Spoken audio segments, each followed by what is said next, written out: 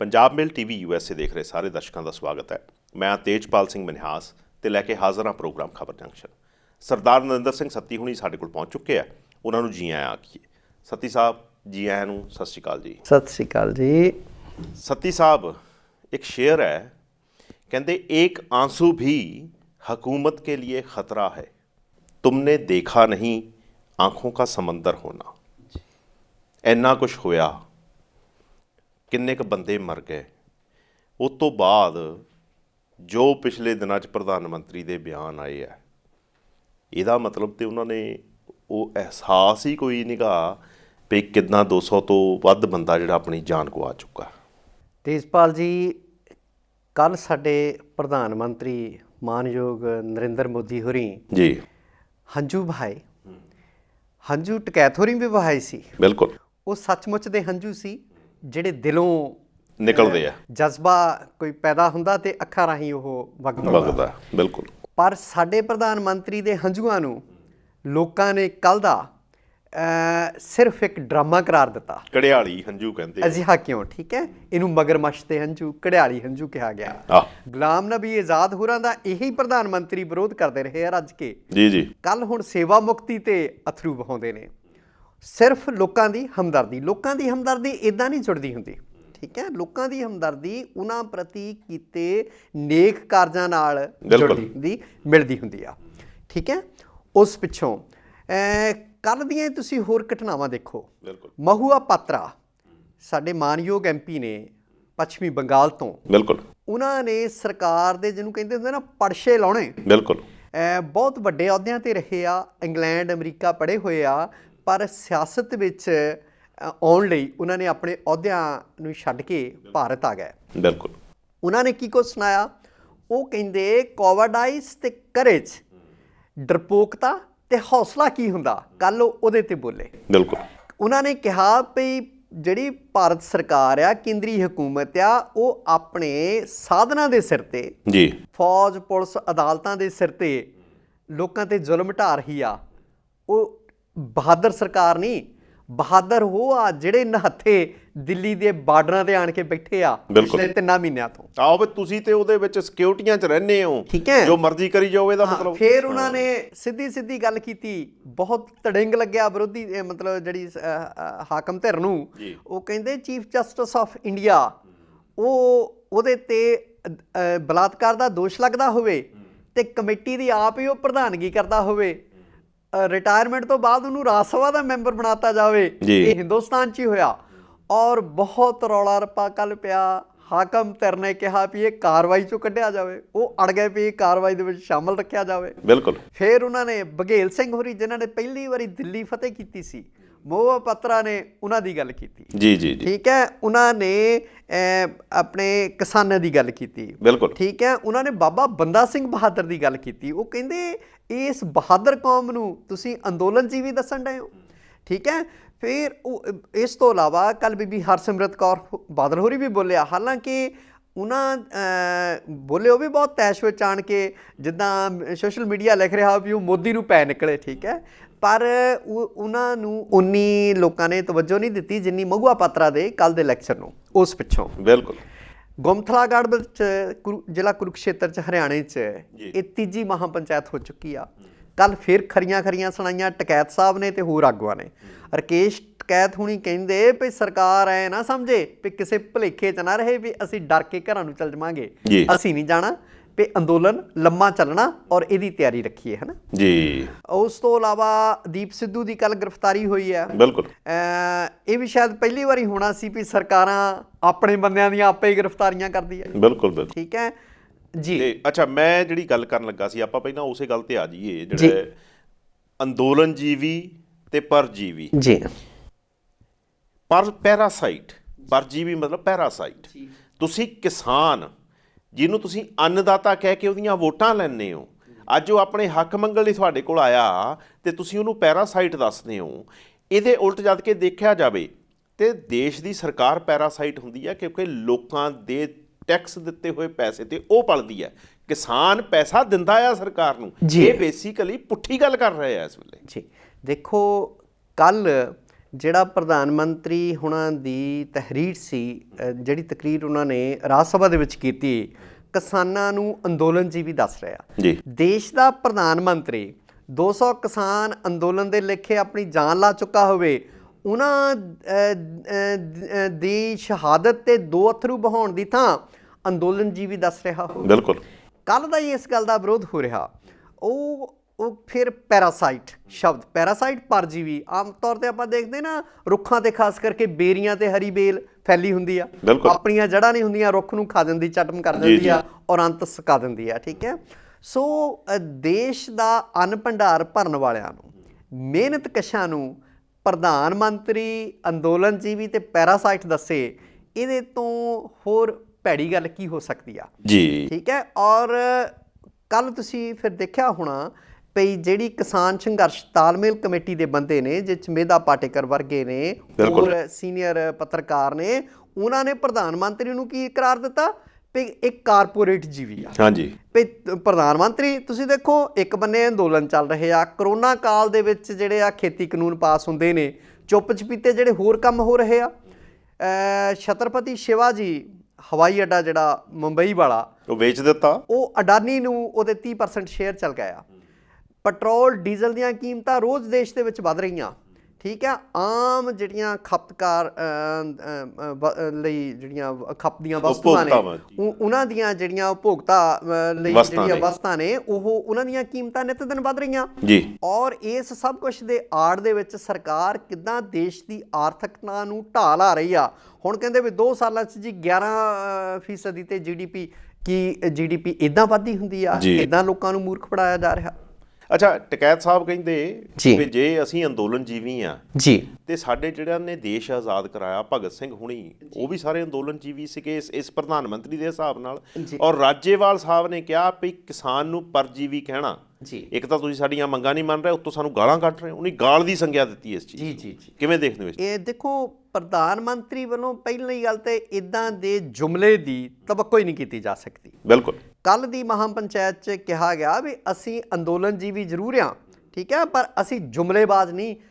ਕੱਲ ਪ੍ਰਧਾਨ ਮੰਤਰੀ ਨੂੰ ਕੱਲ ਦੀ ਮਹਾਂ ਪੰਚਾਇਤ ਦੇ ਵਿੱਚ ਕਿਸਾਨ ਆਗੂਆਂ ਨੇ ਜੁਮਲੇਬਾਜ਼ ਕਰਾਰ ਦਿੱਤਾ। ਦੇਸ਼ ਦੇ ਪ੍ਰਧਾਨ ਮੰਤਰੀ ਨੂੰ ਜੁਮਲੇਬਾਜ਼ ਕਰਾਰ ਦੇਣਾ ਹੀ ਆਪਣੇ ਆਪ ਦੇ ਵਿੱਚ ਇੱਕ ਤਰ੍ਹਾਂ ਨਾਲ ਇਹ ਕੋਈ ਚੰਗਾ ਸੰਦੇਸ਼ ਨਹੀਂ। ਠੀਕ ਹੈ। ਨਾ ਹੀ ਕੋਈ ਜਿਹੋ ਜਿਹੀ ਪਿਰਤ ਸਾਡੇ ਪ੍ਰਧਾਨ ਮੰਤਰੀ ਪਾ ਰਹੇ ਆ ਕਾਰਪੋਰੇਟ ਅਦਾਰਿਆਂ ਨੂੰ ਖੁਸ਼ ਕਰਨ ਲਈ, ਕਹਿ ਲਓ ਉਹਨਾਂ ਦਾ ਫਾਇਦਾ ਕਰਨ ਲਈ, ਪ੍ਰਧਾਨ ਮੰਤਰੀ ਦੇਸ਼ ਦੇ ਕਿਸਾਨਾਂ ਨੂੰ ਅੰਦੋਲਨ ਜੀਵੀ ਪਰਜੀਵੀ ਦੱਸੇ, ਇਹ ਗੱਲ ਕਿਸੇ ਤਰ੍ਹਾਂ ਵੀ ਹਲਕ 'ਚੋਂ ਉਤਰਦੀ ਨਹੀਂ, ਨਾ ਹੀ ਪ੍ਰਵਾਨਯੋਗ ਹੈ। ਪਰ ਇੱਦਾਂ ਨਹੀਂ ਲੱਗਦਾ ਜਿੱਦਾਂ ਮਤਲਬ ਇੱਕ ਬਹੁਤ ਉੱਚ ਅਹੁਦੇ ਤੇ ਬਹੁਤ ਹੀ ਛੋਟੀ ਗੱਲ ਕੀਤੀ ਗਈ ਹੋਵੇ। ਤਾਂ ਉਸ ਅਹੁਦੇ ਦੀ ਸ਼ਾਨ ਨੂੰ ਵੱਟਾ ਲਾਉਣ ਦੇ ਬਰਾਬਰ ਆ। ਘੱਟੋ ਘੱਟ ਜੇ ਤੁਸੀਂ, ਠੀਕ ਹੈ, ਤੁਸੀਂ ਜੋ ਵੀ ਕਰਦੇ ਹੋ ਉਹ ਅਲੱਗ ਚੀਜ਼ ਹੈ, ਪਰ ਤੁਹਾਡੀ ਭਾਸ਼ਾ, ਤੁਹਾਡੇ ਬੌਧਿਕ ਕੱਦ ਦੀ ਜਿਹੜੀ ਉਹ ਸੱਚਾਈ ਬਾਹਰ ਨਿਕਲਦੀ ਹੈ, ਉੱਥੋਂ ਪਤਾ ਲੱਗਦਾ ਵੀ ਤੁਹਾਡਾ ਬੌਧਿਕ ਕੱਦ ਕੀ ਹੈ। ਇਹੀ ਪ੍ਰਧਾਨ ਮੰਤਰੀ ਜਦੋਂ ਆਪਣੇ ਰੱਥ ਯਾਤਰਾ ਨਿਕਲੀ ਸੀ ਤੇ ਇਹ ਉਦੋਂ ਅੰਦੋਲਨ ਜੀਵੀ ਸੀਗਾ, ਇਹ ਪਰਜੀਵੀ ਸੀ ਉਦੋਂ। ਬਿਲਕੁਲ। ਦੇਖੋ ਕੱਲ ਦਾ ਕਿੰਨਾ ਵਿਰੋਧ ਹੋ ਰਿਹਾ। ਕਹਿੰਦੇ ਹੁੰਦੇ ਆ, ਤੁਸੀਂ ਕਹਿੰਦੇ ਆ ਨਾ ਵੀ ਤੁਹਾਡਾ ਜਿਹੜਾ ਬੌਧਿਕ ਕੱਦ ਬੁੱਤ ਆ ਉਹ ਤੁਹਾਡੀ ਗੱਲਬਾਤ ਤੋਂ ਪਤਾ ਲੱਗਦਾ। ਬਿਲਕੁਲ। ਸਿਆਣੇ ਕਹਿੰਦੇ ਆ ਵੀ ਬੰਦਾ ਆਪਣੀ ਰਫਤਾਰ ਗੁਫਤਾਰ ਤੋਂ ਤੇ ਦਸਤਾਰ ਤੋਂ ਪਛਾਣਿਆ ਜਾਂਦਾ। ਉਹਦਾ ਗੀਅਰ, ਹੈਡ ਗੀਅਰ ਕਿਹੋ ਜਿਹਾ ਆ, ਉਹ ਬੋਲਦਾ ਕਿਵੇਂ ਆ, ਉਹ ਚੱਲਦਾ ਕਿਵੇਂ, ਉਹ ਗੱਲ ਕੀ ਕਰਦਾ ਹੈਗਾ।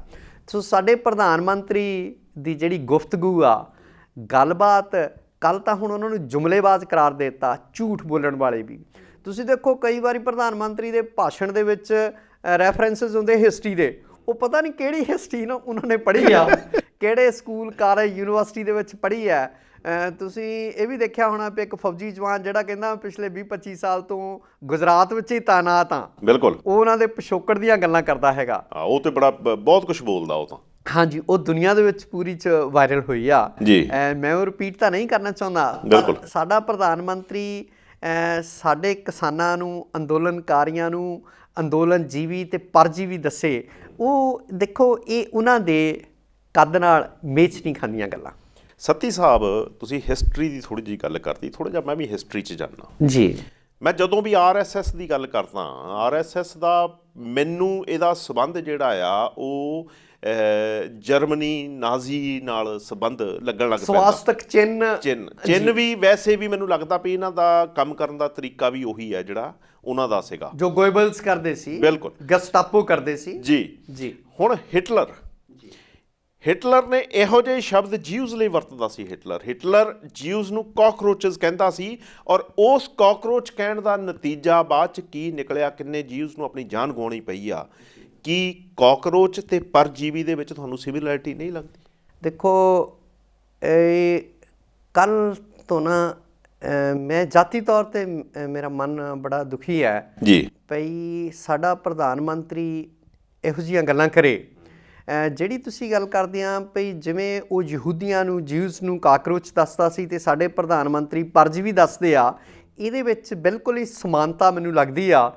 ਤਾਂ ਉਹ ਗੱਲਾਂ ਹੁਣ ਪੁਰਾਣੀਆਂ ਹੋ ਗਈਆਂ। 1939 ਤੋਂ 1945 ਵਿੱਚ ਜਦੋਂ ਦੂਜਾ ਵਿਸ਼ਵ ਯੁੱਧ ਜਿਹੜਾ ਆ ਉਹਦਾ ਸਮਾਂ ਆ, ਹੁਣ ਤਾਂ ਉਸ ਤੋਂ ਬਾਅਦ ਬਹੁਤ ਸਮਾਂ ਲੰਘ ਗਿਆ ਹੈਗਾ ਜੀ। ਹੁਣ 2021 ਆ ਗਿਆ, ਅਗਲੀ ਸਦੀ ਵੀ ਜਿਹੜੀ ਆ ਉਹ 1/4 ਜਿਹੜਾ ਚੌਥਾ ਹਿੱਸਾ ਨਿਕਲ ਗਿਆ, ਬੀਤ ਗਈ ਆ। ਸੋ ਅੱਜ ਦੇ ਸਮਿਆਂ 'ਚ ਜੇ ਸਰਕਾਰ ਚਾਹੇ ਭਈ ਉਹੋ ਜਿਹੀ ਤਾਨਾਸ਼ਾਹੀ ਇੱਥੇ ਲਾਗੂ ਕਰੇ, ਜਾਂ ਸਾਡੀ ਸਰਕਾਰ ਦੇਸ਼ ਵਾਸੀਆਂ ਨਾਲ ਉੱਦਾਂ ਪੇਸ਼ ਆਵੇ ਜਿੱਦਾਂ ਹਿਟਲਰ ਯਹੂਦੀਆਂ ਨਾਲ ਪੇਸ਼ ਆਉਂਦਾ ਸੀ, ਤੇ ਸ਼ਾਇਦ ਇਹ ਸੰਭਵ ਨਹੀਂ। ਮੈਂ ਕਹਿੰਦਾ ਜਦ ਤੱਕ ਸਾਡੇ ਕੋਲ ਮਹੂਆ ਪਾਤਰਾ ਵਰਗੇ MP ਬੈਠੇ ਆ, ਬਿਲਕੁਲ ਖਰੀਆਂ ਸੁਣਾਉਣ ਵਾਲੇ, ਲੋਕਾਂ ਦੇ ਦਰਦ ਨੂੰ ਸਮਝਣ ਵਾਲੇ, ਤਦ ਤੱਕ ਸਾਡੇ ਲੋਕਤੰਤਰ ਨੂੰ ਕੋਈ ਖਤਰਾ ਨਹੀਂ। ਹਾਲਾਂਕਿ ਸਾਡੇ ਸੰਵਿਧਾਨ ਨੂੰ, ਸਾਡੀਆਂ ਕਦਰਾਂ ਕੀਮਤਾਂ ਨੂੰ, ਦੇਸ਼ ਦੀਆਂ ਰਵਾਇਤਾਂ ਨੂੰ ਢਾਹ ਲਾਉਣ ਵਿੱਚ ਇਸ ਭਾਜਪਾ ਹਕੂਮਤ ਨੇ ਕੋਈ ਕਸਰ ਨਹੀਂ ਛੱਡੀ ਜੀ। ਪਰ ਇਹ ਇਸ ਤਰ੍ਹਾਂ ਬਹੁਤਾ ਸਮਾਂ ਨਹੀਂ ਚੱਲਦਾ ਹੁੰਦਾ। ਅੱਛਾ, ਪ੍ਰਧਾਨ ਮੰਤਰੀ ਹੁਣੀ ਇੱਕ ਗੱਲ ਹੋਰ ਕੀਤੀ। ਇੱਕ ਤਾਂ ਉਹਨੇ ਗੱਲ ਕੀਤੀ, ਮਤਲਬ ਪਤਾ ਨਹੀਂ ਹੁਣ ਕਿਸੇ ਦਬਾਅ ਥੱਲੇ ਆ ਕੇ ਕੀਤੀ, ਕੀ ਕੀਤਾ, ਜਾਂ ਹੋ ਸਕਦਾ ਉਹ ਇੱਦਾਂ ਫੀਲ ਵੀ ਕਰਦੇ ਹੋਣ ਜੀ ਵੀ ਪੰਜਾਬ ਦੀ ਜਿਹੜੀ ਸਿੱਖ ਕੌਮ ਹੈ ਉਹਨੂੰ ਅਸੀਂ ਅਲੱਗ ਕਰਕੇ ਨਹੀਂ ਦੇਖਦੇ। ਉਹਨੇ ਇੱਦਾਂ ਦੀ ਗੱਲ ਕੀਤੀ ਹੈ। ਅਤੇ ਦੂਜੀ ਗੱਲ ਉਹਨੇ 47 ਤੇ 84 ਦਾ ਵੀ ਜ਼ਿਕਰ ਕੀਤਾ ਵੀ ਉਦੋਂ ਸਿੱਖ ਕੌਮ ਦਾ ਬਹੁਤ ਨੁਕਸਾਨ ਹੋਇਆ। ਉਦੋਂ ਤਾਂ ਜਿਹੜਾ ਹੋਇਆ, ਹੁਣ ਵੀ 200 ਬੰਦਾ ਮਰ ਗਿਆ, ਤੁਸੀਂ ਇੱਕ ਸ਼ਬਦ ਨਹੀਂ ਬੋਲਿਆ। ਫਿਰ ਉਸ ਤੋਂ ਬਾਅਦ ਜਿਹੜੀ ਦੂਜੀ ਉਹਨਾਂ ਨੇ ਗੱਲ ਕੀਤੀ, ਉਹ ਗੱਲ ਕੀਤੀ ਵੀ ਮੈਂ ਵੀ ਉਹੀ ਕਰ ਰਿਹਾ ਜੋ ਮਨਮੋਹਨ ਸਿੰਘ, ਚੌਧਰੀ ਚਰਨ ਸਿੰਘ ਤੇ ਸ਼ਰਦ ਪਵਾਰ ਕਿਸਾਨਾਂ ਦੀ ਭਲਾਈ ਲਈ ਕਰਨਾ ਚਾਹੁੰਦੇ ਸੀ। ਦੇਖੋ, ਇਹ ਤਾਂ ਹਾਸੋਹੀਣੀਆਂ ਗੱਲਾਂ ਆ ਤੇਜਪਾਲ ਜੀ। ਕਿੱਥੇ ਸ਼ਰਦ ਪਵਾਰ ਹੁਣੀ, ਕਿੱਥੇ ਚੌਧਰੀ ਚਰਨ ਸਿੰਘ ਹੁਣੀ, ਤੇ ਕਿੱਥੇ ਮਨਮੋਹਨ ਸਿੰਘ ਹੋਰਾਂ ਦਾ ਕੌਮਾਂਤਰੀ ਕੱਦ ਤੇ ਜਿਹੜਾ ਉਹਨਾਂ ਦੀ ਅਪਰੋਚ ਸੀ ਕਿਸਾਨਾਂ ਪ੍ਰਤੀ। ਸਾਡੇ ਪ੍ਰਧਾਨ ਮੰਤਰੀ ਤਾਂ ਉਹਦੇ ਕਿਤੇ ਨੇੜੇ ਤੇੜੇ ਵੀ ਨਹੀਂ। ਮੈਂ ਹੋਰ ਸ਼ਬਦ ਨਹੀਂ ਵਰਤ ਸਕਦਾ ਕਿਉਂਕਿ ਸਾਡੇ ਮਾਨਯੋਗ ਪ੍ਰਧਾਨ ਮੰਤਰੀ ਨੇ। ਦੂਸਰਾ, ਜਿਹੜੀ ਤੁਸੀਂ ਗੱਲ ਕਰਦੇ ਆ 47 ਦੀ, 84 ਦੀ, ਜਾਂ ਪ੍ਰਧਾਨ ਮੰਤਰੀ ਹੁਣੀ ਕਿਹਾ ਵੀ ਸਿੱਖ ਕੌਮ ਦਾ ਵੀ ਅਸੀਂ ਬਹੁਤ ਕਦਰਦਾਨ ਹੈਗੇ ਆ, ਇਹ 3 ਮਹੀਨਿਆਂ ਤੋਂ ਤਾਂ ਉਹਨਾਂ ਨੂੰ ਖਾਲਿਸਤਾਨੀ, ਮਾਓਵਾਦੀ ਦੱਸ ਰਹੇ ਆ, ਹੁਣ ਅੰਦੋਲਨ 'ਚ ਵੀ ਦੱਸ ਰਹੇ ਆ ਜੀ। ਉਹਨਾਂ ਨੂੰ ਜਿਹੜਾ ਟੁਕੜੇ ਗੈਂਗ ਦੱਸ ਰਹੇ ਆ। ਅੱਜ ਸ਼ਾਇਦ ਕੌਮਾਂਤਰੀ ਦਬਾਅ ਇੰਨਾ ਬਣਿਆ ਹੋਇਆ ਭਾਰਤ ਸਰਕਾਰ 'ਤੇ ਵੀ ਉਹਨਾਂ ਨੂੰ ਸਿੱਖਾਂ ਦੀ ਸਿਫਤ ਸਲਾਹ ਕਰਨੀ ਪਈ ਆ। ਪਰ ਇਹ ਜੋ ਵੀ ਸਿਫਤ ਸਲਾਹ ਆ, ਇਹ ਕੋਈ ਢਿੱਡੋਂ ਕੀਤੀ ਗਈ ਸਿਫਤ ਸਲਾਹ ਨਹੀਂ, ਅਤੇ ਨਾ ਹੀ ਇਹਨੂੰ ਕੋਈ ਮੈਂ ਬਹੁਤਾ ਗੌਲਦਾ ਹੈਗਾ। ਪ੍ਰਧਾਨ ਮੰਤਰੀ ਸਾਡੇ ਦੇਸ਼ ਦੇ ਕਿਸਾਨ ਅੰਦੋਲਨ ਦੇ ਲੇਖੇ ਆਪਣੀਆਂ ਜਾਨਾਂ ਲਾ ਗਏ ਹੋਣ, ਅਤੇ ਪਾਰਲੀਮੈਂਟ ਦੇ ਵਿੱਚ ਕੋਈ 2 ਸ਼ਬਦ ਨਾ ਬੋਲਦਾ ਹੋਵੇ, ਉਹਨਾਂ ਨੂੰ ਕੋਈ 2 ਮਿੰਟ ਦਾ ਮੌਨ ਧਾਰ ਕੇ ਸ਼ਰਧਾਂਜਲੀ ਨਾ ਦਿੰਦਾ ਹੋਵੇ, ਸਾਡੇ ਮਾਨਯੋਗ ਰਾਸ਼ਟਰਪਤੀ ਆਪਣੇ ਭਾਸ਼ਣ ਦੇ ਵਿੱਚ ਅੰਦੋਲਨ ਦੀ ਹੇਠੀ ਕਰਦੇ ਹੋਣ, ਸਾਡੇ ਆਗੂਆਂ ਦੀ ਹੇਠੀ ਕਰਦੇ ਹੋਣ, ਔਰ ਆਏ ਦਿਨ ਨਰਿੰਦਰ ਤੋਮਰ ਵਰਗੇ, ਪੀਯੂਸ਼ ਗੋਇਲ ਵਰਗੇ ਸਾਨੂੰ ਸਲਾਹਾਂ ਦਿੰਦੇ ਹੋਣ, ਇਸ ਸਾਰੇ ਵਰਤਾਰੇ ਦੇ ਦੌਰਾਨ ਪ੍ਰਧਾਨ ਮੰਤਰੀ ਦੀ ਜਿਹੜੀ ਸਿਫਤ ਸਲਾਹ, ਉਹਦੇ ਕੀ ਮਾਨੇ ਰਹਿ ਜਾਂਦੇ ਆ ਜੀ। 97 ਸਾਲ ਦੇ ਬਜ਼ੁਰਗ ਜੀ, ਜਿਹੜੇ ਇੰਡੀਅਨ ਨੈਸ਼ਨਲ ਆਰਮੀ 'ਚ ਸੁਭਾਸ਼ ਚੰਦਰ ਬੋਸ ਨਾਲ ਰਹੇ ਆ ਜੀ, ਉਹ ਗਾਜ਼ੀਪੁਰ ਬਾਰਡਰ 'ਤੇ ਬੈਠੇ ਆ। ਉਹਨਾਂ ਨੂੰ ਮਨਾ ਹਟੇ ਵੀ ਤੁਸੀਂ ਚਲੇ ਜਾਓ ਬਜ਼ੁਰਗੋਂ ਘਰ, ਉਹ ਕਹਿੰਦੇ ਨਹੀਂ ਮੈਂ ਨਹੀਂ ਜਾਣਾ ਜੀ, ਤੇ ਉਹ ਵੀ ਅੰਦੋਲਨ ਜੀਵੀ ਹੋ ਗਿਆ ਜੀ। ਮਹੂਆ ਪਾਤਰਾ ਹੋਰੀ ਕੱਲ ਸੁਭਾਸ਼ ਚੰਦਰ ਬੋਸ ਹੋਰਾਂ ਦੀ ਵੀ ਗੱਲ ਕੀਤੀ ਕਿ ਉਹਨਾਂ ਦੇ ਨਾਲ ਲੜਨ ਮਰਨ ਵਾਲੇ ਬਰਤਾਨਵੀ ਹਕੂਮਤ ਦੇ ਉਹ ਬਹੁਤੇ ਪੰਜਾਬੀ ਤੇ ਹਰਿਆਣਵੀ ਸੀ। ਬਿਲਕੁਲ। ਫਿਰ ਉਹ ਕਹਿੰਦੇ ਆ ਭਈ ਉਹਨਾਂ ਨੇ ਵੀ ਦਿੱਲੀ ਚਲੋ ਦਾ ਨਾਅਰਾ ਦਿੱਤਾ ਸੀ, ਤੇ ਅੱਜ ਉਹ ਜਿਹੜੇ ਦਿੱਲੀ ਨੂੰ ਤੁਰਿਓ ਆ, ਉਹਨਾਂ ਨੂੰ ਤੁਸੀਂ ਰਾਹਾਂ 'ਚ ਕਿੱਲ ਗੱਡ ਕੇ, ਖੱਡੇ ਪੁੱਟ ਕੇ ਉਹਨਾਂ ਨੂੰ ਰੋਕ ਰਹੇ ਆ। ਕਿੱਥੋਂ ਦਾ ਲੋਕਤੰਤਰ ਆ?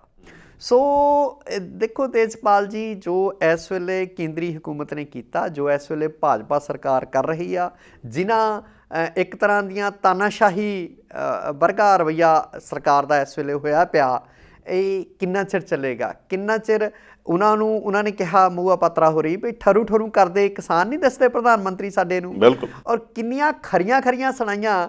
ਮੈਂ ਸੋਚਦਾ ਸੀ ਵੀ ਕੋਈ ਔਰਤ ਇੰਨੀ ਦਲੇਰ ਵੀ ਹੋ ਸਕਦੀ ਆ ਜੀ। ਪੜ੍ਹ ਲਿਖ ਕੇ ਸਿਆਸਤ ਵਿੱਚ ਸਾਰੇ ਰੋਟੀਆਂ ਸੇਕਣ ਤਾਂ ਆਉਂਦੇ ਆ, ਖਰੀਆਂ ਗੱਲਾਂ ਕਰਨ ਵਾਲੇ ਬਹੁਤ ਘੱਟ ਆਉਂਦੇ ਆ, ਹੈ ਨਾ। ਔਰ ਪਿਛਲੇ ਦਿਨੀ ਇੱਕ ਪ੍ਰੋਫੈਸਰ ਬਿਹਾਰ ਦੇ, ਜਿਹੜੇ ਦਿੱਲੀ ਯੂਨੀਵਰਸਿਟੀ ਦੇ ਵਿੱਚ ਪ੍ਰੋਫੈਸਰ ਮਨੋਜ ਝਾ, ਹਾਂਜੀ ਮਨੋਜ ਝਾ, ਹਾਂਜੀ, ਉਹਨਾਂ ਨੇ ਵੀ ਮਤਲਬ ਤੁਸੀਂ ਉਹਨਾਂ ਦਾ ਜਿਹੜਾ ਤਕਰੀਰ ਆ ਉਹ ਸੁਣਨ ਵਾਲੀ ਸੀ। ਬਿਲਕੁਲ ਬਿਲਕੁਲ ਜੀ। ਸਮਾਂ ਹੋ ਰਿਹਾ ਇੱਕ ਬ੍ਰੇਕ ਦਾ, ਮਿਲਦੇ ਹਾਂ ਬ੍ਰੇਕ ਤੋਂ ਬਾਅਦ। ਦੁਨੀਆ ਨੂੰ ਜਾਣੋ ਪੰਜਾਬ ਮੇਲ USA ਚੈਨਲ ਦੇ ਨਾਲ। ਸੰਸਾਰ ਭਰ ਦੀਆਂ ਖਬਰਾਂ ਜਾਣਨ ਲਈ, ਖਬਰਾਂ ਦੀ ਡੂੰਘਾਈ ਤੱਕ ਪਹੁੰਚਣ ਲਈ ਰੋਜ਼ ਵੇਖੋ ਪੰਜਾਬ ਮੇਲ ਅਖਬਾਰਨਾਮਾ।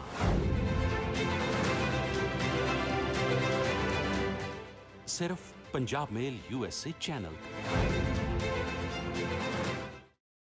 ਪੰਜਾਬ ਮੇਲ TV USA ਦੇਖ ਰਹੇ ਸਾਰੇ ਦਰਸ਼ਕਾਂ ਦਾ ਬ੍ਰੇਕ ਤੋਂ ਬਾਅਦ ਇੱਕ ਵਾਰ ਫਿਰ ਸਵਾਗਤ ਹੈ। ਸਰਦਾਰ ਨਰਿੰਦਰ ਸਿੰਘ ਸੱਤੀ ਹੁਣੀ ਸਾਡੇ ਨਾਲ ਬਣੇ ਹੋਏ ਆ। ਵਾਧੇ ਅੰਗ ਦੀ ਗੱਲ ਨਾਲ ਸੱਤੀ ਸਾਹਿਬ, ਦੀਪ ਸਿੱਧੂ ਕੱਲ ਅਰੈਸਟ ਹੋ ਗਿਆ। ਦੀਪ ਸਿੱਧੂ ਹੋਰੀ ਲੁਕਦੇ ਫਿਰਦੇ ਸੀ ਜੀ ਸਰਕਾਰ ਮੁਤਾਬਕ, ਭਈ ਕਦੀ ਆਪਣੇ ਸਹੁਰਿਆਂ ਵਾਲੇ ਪਾਸੇ ਬਿਹਾਰ 'ਚ, ਕਦੀ ਮਹਾਰਾਸ਼ਟਰ ਅਤੇ ਕਦੀ, ਮੈਨੂੰ ਤਾਂ ਸਮਝ ਨਹੀਂ ਆਉਂਦੀ ਵੀ 15 ਕੁ ਦਿਨਾਂ 'ਚ ਉਹ ਕਿੱਦਾਂ ਇੰਨੇ ਥਾਵਾਂ 'ਤੇ ਘੁੰਮ ਗਿਆ। ਕਹਿੰਦੇ ਆ ਵੀ ਆਪਣਾ ਫੇਸਬੁੱਕ ਅਕਾਊਂਟ ਜਿਹੜਾ ਉਹਦੀ ਜਿਹੜੀ ਮਹਿਲਾ ਮਿੱਤਰ ਆ ਅਮਰੀਕਾ ਤੋਂ ਅਪਡੇਟ ਕਰਦੀ ਸੀ, ਮੋਬਾਈਲ ਬੰਦ ਸੀ। ਗ੍ਰਿਫਤਾਰੀ ਹੋ ਗਈ ਆ, ਪੇਸ਼ ਵੀ ਕਰਤਾ, ਪੁਲਿਸ ਰਿਮਾਂਡ ਵੀ ਮਿਲ ਗਿਆ। ਪਰ ਸਰਕਾਰ ਆਪਣੇ ਬੰਦੇ ਦਾ ਕੀ ਕਰੂਗੀ, ਇਹ ਦੇਖਣ ਵਾਲੀ ਗੱਲ ਆ ਜੀ। ਭਈ ਆਪੇ ਹੀ ਉਕਸਾਉਣ ਵਾਲੀ, ਆਪੇ ਹੀ ਸਾਰਾ ਉਹਦਾ ਪ੍ਰਬੰਧ ਕਰਨ ਵਾਲੀ, ਆਪੇ ਹੀ ਹੁਣ ਗ੍ਰਿਫਤਾਰ ਕਰਨ ਵਾਲੀ, ਇਨਾਮ ਰੱਖਣ ਵਾਲੀ।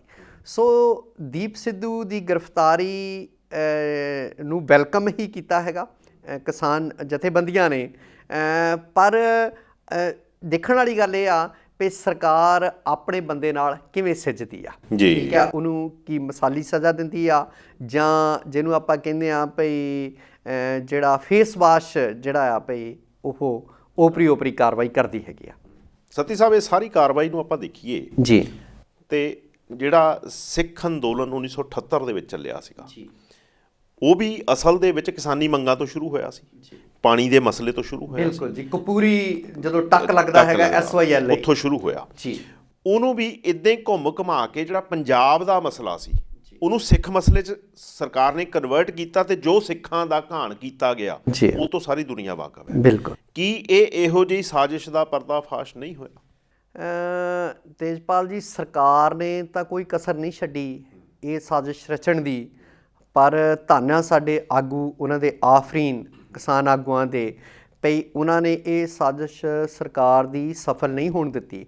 78 ਦੇ ਵਿੱਚ ਮਸਲਾ ਕੀ ਸੀ? ਕਿਸਾਨੀ, ਪਹਿਲੀ ਗੱਲ ਤਾਂ SYL ਦਾ ਮੁੱਦਾ ਲੈ ਲਓ।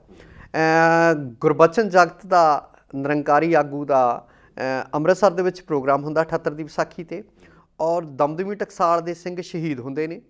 ਪੰਜਾਬ ਸਰਕਾਰ ਸੇਫ ਲਾਂਘਾ ਦੇ ਕੇ ਉਹਨਾਂ ਨੂੰ ਦਿੱਲੀ ਪਹੁੰਚਾਉਂਦੀ ਆ। ਭਾਈ ਰਣਜੀਤ ਸਿੰਘ ਜਿਹੜੇ ਬਾਅਦ 'ਚ ਜਥੇਦਾਰ ਬਣਦੇ ਨੇ ਅਕਾਲ ਤਖਤ ਦੇ ਜੀ, ਉਹ ਉਹਦੇ ਘਰ 'ਚ ਰਾਜ ਮਿਸਤਰੀ ਵਾਂਗੂ ਕੰਮ ਕਰਕੇ ਝੋਲੇ 'ਚ ਹਥਿਆਰ ਲਿਜਾ ਕੇ ਕਤਲ ਕਰਦੇ ਨੇ। ਉਸ ਪਿੱਛੋਂ ਇਹੀ ਬਾਦਲ ਹੋਰੀ ਜਦੋਂ ਵਾਪਸ ਆਉਂਦਾ, ਟੌੜਾ ਸਾਹਿਬ ਉਹਨਾਂ ਨੂੰ ਤਖਤ 'ਤੇ ਬਹਾਲਣਾ ਚਾਹੁੰਦੇ ਸੀ, ਅਕਾਲ ਤਖਤ ਦੇ ਜਥੇਦਾਰ ਵੀ ਬਣਾਤੇ, ਪਰ ਬਾਦਲਾਂ ਨੂੰ ਉਹ ਗਵਾਰਾ ਨਹੀਂ ਸੀ। ਉਸ ਪਿੱਛੋਂ ਤੁਸੀਂ 78 ਦੀਆਂ ਘਟਨਾਵਾਂ ਨੂੰ 84 ਤੱਕ ਜੋੜ ਕੇ ਦੇਖੋ, 84 ਤੋਂ 92 93 ਤੱਕ ਪੰਜਾਬ ਦੇ ਵਿੱਚ ਜੋ ਹੋਇਆ ਉਹਦੇ ਨਾਲ ਜੋੜ ਕੇ ਦੇਖੋ। ਹੁਣ ਮੌਜੂਦਾ ਦੌਰ ਦੇ ਵਿੱਚ ਕੀ ਹੋਇਆ ਵੀ ਗੱਲ ਤਾਂ 3 ਖੇਤੀ ਕਾਨੂੰਨਾਂ ਤੋਂ ਤੁਰਦੀ ਆ ਜੀ। ਸਰਕਾਰ ਸਾਜ਼ਿਸ਼ਾਂ ਰਚਦੀ ਆ, ਲੋਕਾਂ ਨੂੰ, ਚਾਹੇ ਉਹ ਲੱਖੇ ਸਿਧਾਣੇ ਵਰਗੇ ਹੋਣ, ਚਾਹੇ ਉਹ ਦੀਪ ਸਿੱਧੂ ਵਰਗੇ ਹੋਣ, ਚਾਹੇ ਉਹ ਉਦੋਕੇ ਵਰਗੇ ਹੋਣ, ਉਹਨਾਂ ਨੂੰ ਪੈਦਾ ਕਰਦੀ ਆ ਕਿਸਾਨ ਅੰਦੋਲਨ ਨੂੰ ਲੀਹੋਂ ਲਾਉਣ ਦੇ ਲਈ। ਫਿਰ ਆਪੇ ਉਹਨਾਂ ਨੂੰ ਲਾਂਘੇ ਦਿੱਤੇ ਜਾਂਦੇ ਆ ਲਾਲ ਕਿਲ੍ਹੇ ਨੂੰ। ਇਹ 'ਚ ਕੋਈ ਦੋ ਰਾਵਾਂ ਨਹੀਂ ਵੀ ਸਰਕਾਰ ਹਾਲਾਤ ਵਿਗਾੜਨਾ ਚਾਹੁੰਦੀ ਆ। ਪੰਜਾਬ ਬਿਲਕੁਲ ਭਾਜਪਾ ਦੇ ਹੱਥੋਂ ਖੁੱਸ ਚੁੱਕਾ ਸਿਆਸੀ ਜ਼ਮੀਨ ਉੱਤੇ ਆਪਾਂ ਬਾਅਦ 'ਚ ਗੱਲ ਕਰਦੇ ਹਾਂ। ਇਸ ਵੇਲੇ ਜੋ ਹੋ ਰਿਹਾ ਉਹ ਸਰਕਾਰ ਨੇ ਕੋਈ ਕਸਰ ਨਹੀਂ ਛੱਡੀ।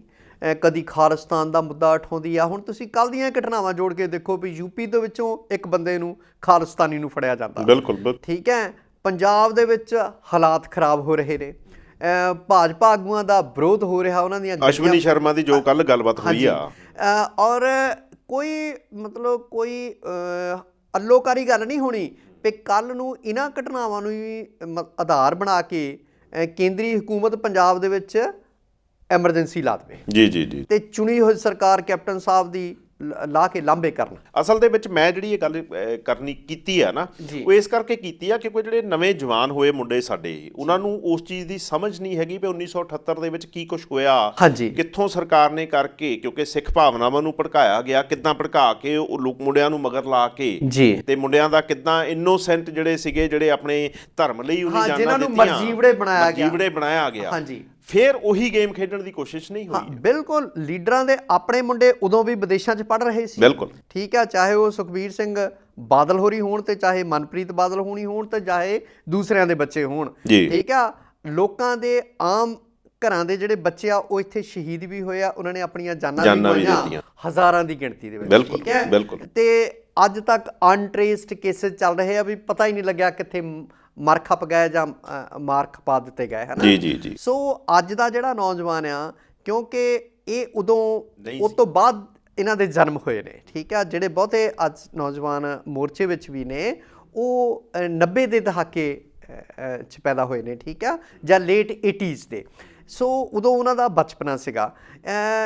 ਗੱਲ ਇਹ ਆ ਵੀ ਆਇਆ ਸਰਕਾਰ ਆਪਣੀ ਨੌਜਵਾਨੀ ਦੇਖੋ ਕਿਸੇ ਦੇਸ਼ ਦਾ ਧੁਰਾ ਹੁੰਦਾ, ਉਹ ਸਭ ਤੋਂ ਮਤਲਬ ਮਜ਼ਬੂਤ ਵਰਕਿੰਗ ਫੋਰਸ ਹੁੰਦੀ ਆ ਦੇਸ਼ ਨੂੰ ਅੱਗੇ ਲਿਜਾਣ 'ਚ ਆਰਥਿਕ ਤੌਰ 'ਤੇ।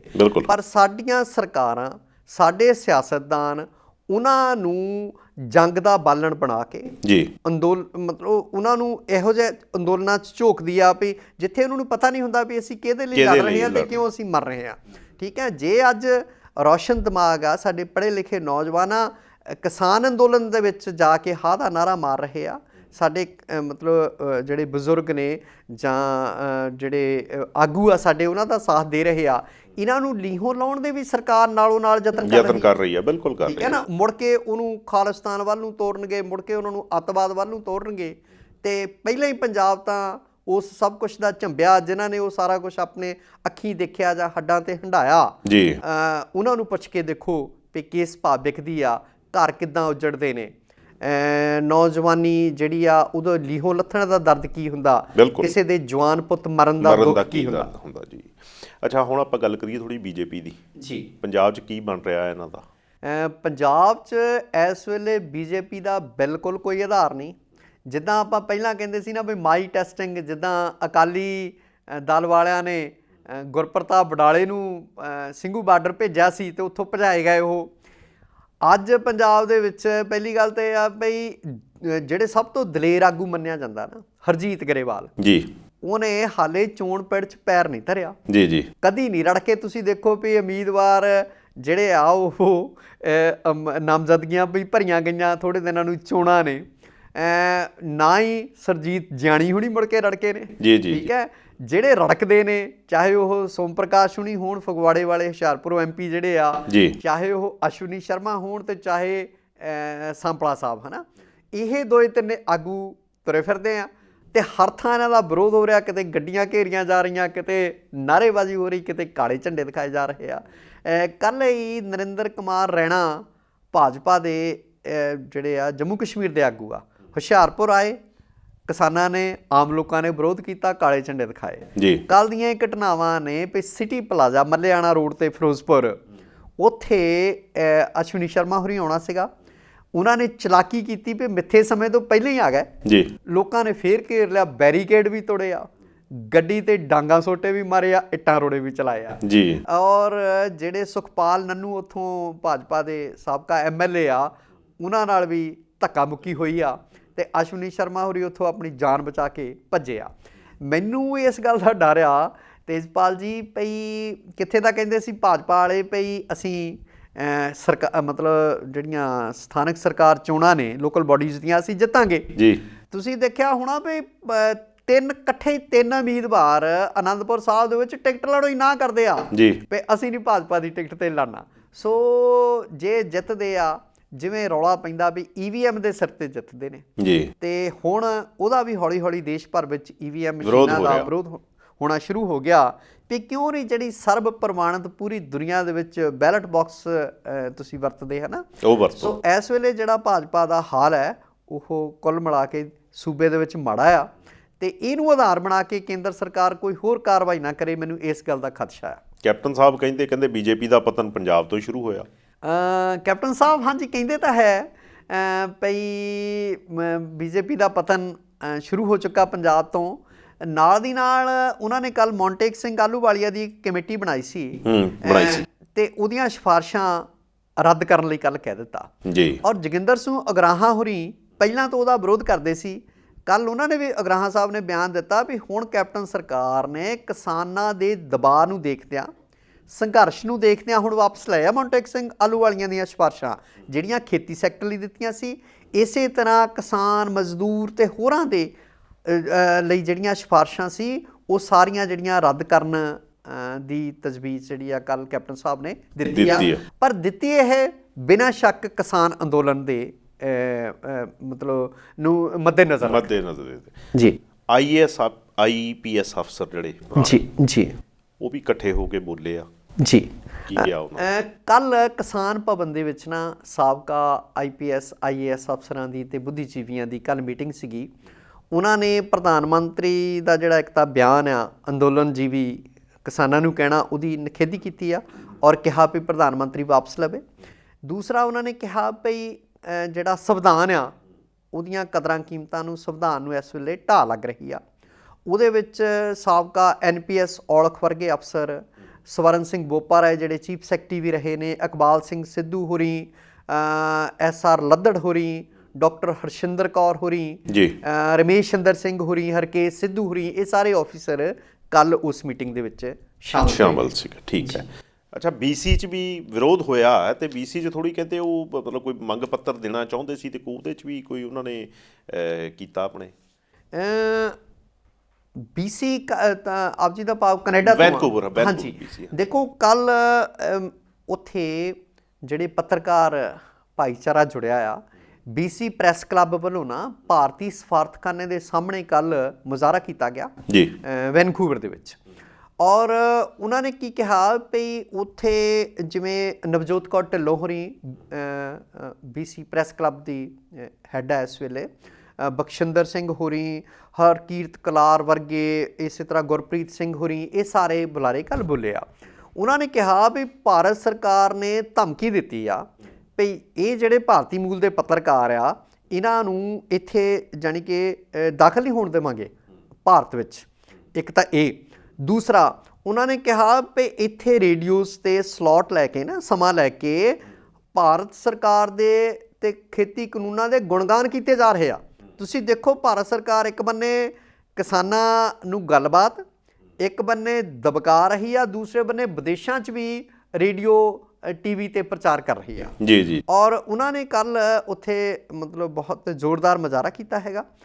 ਤਾਂ ਜਿਹੜਾ ਮੰਗ ਪੱਤਰ ਦੇਣਾ ਚਾਹੁੰਦੇ ਸੀਗੇ ਉਹ ਭਾਰਤੀ ਸਫਾਰਤਖਾਨੇ ਨੇ ਲੈਣ ਤੋਂ ਇਨਕਾਰ ਕਰ ਦਿੱਤਾ ਜੀ। ਇਹ ਤੋਂ ਵੱਡੀ ਵੀ ਕੋਈ ਗੱਲ ਹੋ ਸਕਦੀ ਆ ਭਈ ਉਹ ਜਿਹੜਾ ਗੋਦੀ ਮੀਡੀਆ ਰੋਜ਼ ਪ੍ਰਚਾਰ ਕਰ ਰਿਹਾ ਉਹਦੇ 'ਤੇ ਕੋਈ ਪਾਬੰਦੀ ਨਹੀਂ। ਉੱਥੇ ਜਿਹੜੇ ਆਪਣਾ ਹੱਕ ਮੰਗਦੇ, ਦੇਸ਼ ਦੇ ਕਿਸਾਨਾਂ ਦੇ ਹਿੱਤ ਵਿੱਚ ਗੱਲ ਕਰਦੇ ਜਿਹੜੇ ਪੱਤਰਕਾਰ ਜੁੜਦੇ ਆ, ਤਾਂ ਉਹਨਾਂ ਦਾ ਮੰਗ ਪੱਤਰ ਵੀ ਲੈਣ ਤੋਂ ਭਾਰਤੀ ਸਫਾਰਤਖਾਨਾ ਇਨਕਾਰ ਕਰ ਦੇਵੇ। ਅੱਛਾ, ਪਿਛਲੇ ਦਿਨਾਂ 'ਚ ਨਾ ਟਵੀਟਸ ਨੇ ਬੜਾ ਪਸੀਨਾ ਲਿਆਂਦਾ ਲੋਕਾਂ ਨੂੰ ਜੀ, ਹੈ ਨਾ। ਕੁਛ ਬਾਹਰੋਂ ਟਵੀਟਸ ਹੋਏ, ਰਿਹਾਨਾ ਨੇ ਕੀਤੇ ਜਾਂ ਹੋਰ ਜਿਹੜੇ ਰੀਰੀ ਵਰਗਿਆਂ ਨੇ, ਹਾਂਜੀ, ਉਹ ਟਵੀਟਸ ਹੋਏ ਤੇ ਮੁੜ ਕੇ ਨਾ ਬਾਲੀਵੁੱਡ ਐਕਟਿਵ ਹੋਇਆ, ਕ੍ਰਿਕਟਰਸ ਐਕਟਿਵ ਹੋਏ, ਉਹਨਾਂ ਨੇ ਟਵੀਟਸ ਕੀਤੇ। ਉद्धਵ ਠਾਕਰੇ ਸਰਕਾਰ ਜਿਹੜੀ ਆ ਉਹਨੇ ਹੁਣ ਇਹ ਕਿਹਾ ਵੀ ਜਿਹੜੇ ਬਾਲੀਵੁੱਡ ਤੇ ਕ੍ਰਿਕਟਰਸ ਨੇ ਟਵੀਟ ਕੀਤੇ ਆ ਉਹਨਾਂ ਦੀ ਭਾਸ਼ਾ ਜਿਹੜੀ ਉਹ ਇੱਕੋ ਜਿਹੀ ਸੀ, ਅਸੀਂ ਉਹਦੀ ਜਾਂਚ ਕਰਵਾਵਾਂਗੇ ਵੀ ਇਹ BJP ਨੇ ਪ੍ਰੈਸ਼ਰਾਈਜ਼ ਕਰਕੇ ਤੇ ਨਹੀਂ ਕਰਵਾਏ ਜੀ। ਦੇਖੋ, ਪਹਿਲਾਂ ਤਾਂ ਆਫਰੀਨ ਉद्धਵ ਠਾਕਰੇ ਹੋਰਾਂ ਦੇ, ਉਹਨਾਂ ਨੇ ਕਿਸਾਨਾਂ ਦੇ ਹੱਕ ਵਿੱਚ ਹਾਂ ਦਾ ਨਾਰਾ ਮਾਰਿਆ ਜੀ।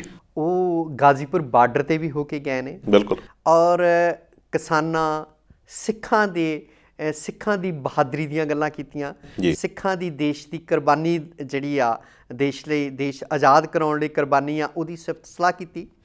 ਹੁਣ ਉਹਨਾਂ ਨੇ ਇਹ ਜਿਹੜਾ ਉਹਨਾਂ ਦਾ ਖਦਸ਼ਾ ਆ ਨਾ ਮਹਾਰਾਸ਼ਟਰ ਸਰਕਾਰ ਦਾ, ਇਹਦੇ 'ਚ ਮੈਨੂੰ ਦਮ ਲੱਗਦਾ ਜੀ, ਕਿਉਂਕਿ ਅਮਿਤ ਸ਼ਾਹ ਹੋਰਾਂ ਦਾ ਜਿਹੜਾ ਬੇਟਾ ਆ ਉਹ BCCI ਜਿਹੜਾ ਭਾਰਤੀ ਕ੍ਰਿਕਟ ਕੰਟਰੋਲ ਬੋਰਡ ਦੇ ਮੁਖੀ ਨੇ। ਔਰ ਕੋਈ ਵੱਡੀ ਗੱਲ ਨਹੀਂ ਪਈ ਕ੍ਰਿਕਟਰਾਂ 'ਤੇ ਦਬਾਅ ਹੋਵੇ, ਫਿਲਮ ਐਕਟਰਾਂ 'ਤੇ ਦਬਾਅ ਹੋਵੇ ਅਤੇ ਉਹ ਜਿਹੜੇ ਇਸ ਤਰ੍ਹਾਂ ਦੇ ਟਵੀਟ ਕੀਤੇ ਜਾਣ, ਇਹ ਜੇ ਉਹ ਜਾਂਚ ਕਰਵਾਉਣਗੇ ਤਾਂ ਸ਼ਾਇਦ ਇਹਦੇ ਵਿੱਚ ਕਈ ਕੁਛ ਨੰਗਾ ਹੋਵੇਗਾ ਜੀ। ਸੋ ਅੱਜ ਦੇ ਪ੍ਰੋਗਰਾਮ 'ਚ ਇੰਨਾ ਹੀ। ਅਗਲੇ ਪ੍ਰੋਗਰਾਮ ਤੱਕ ਇਜਾਜ਼ਤ ਦਿਓ। ਸਤੀ ਸਾਹਿਬ, ਤੁਹਾਡਾ ਬਹੁਤ ਬਹੁਤ ਸ਼ੁਕਰੀਆ। ਸਤਿ ਸ਼੍ਰੀ ਅਕਾਲ ਜੀ। ਸਤਿ ਸ਼੍ਰੀ ਅਕਾਲ।